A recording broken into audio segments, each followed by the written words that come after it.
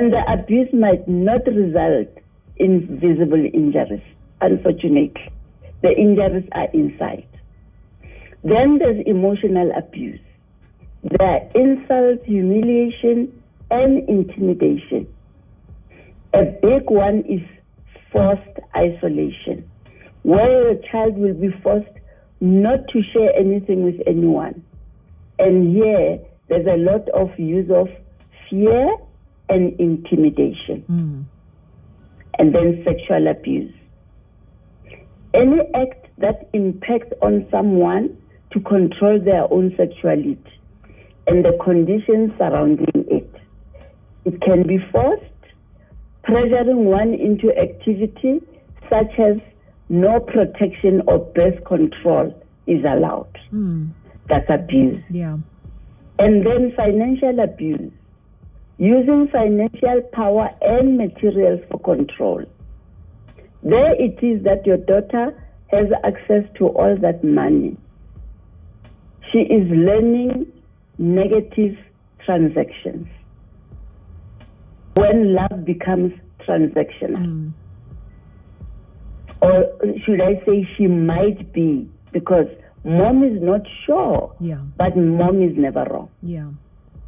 And then there's digital abuse, emotional abuse using technology, social media or texting to manipulate, harass, or bully someone.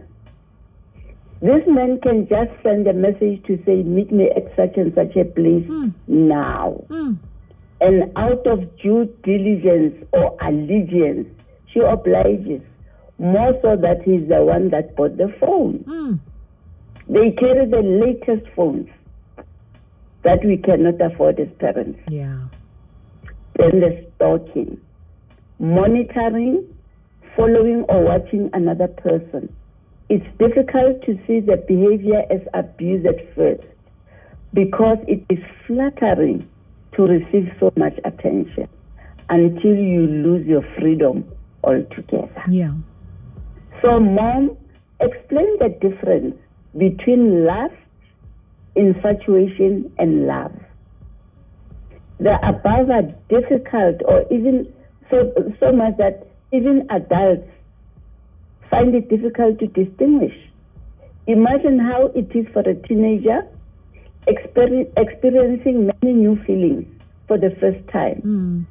The can't eat, can't sleep feelings, goosebumps, and butterflies. They go with infatuation, but not necessarily love.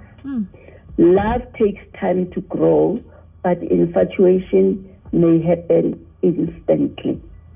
And what I notice with such liaisons or love relationships, there is no time to grow the relationship.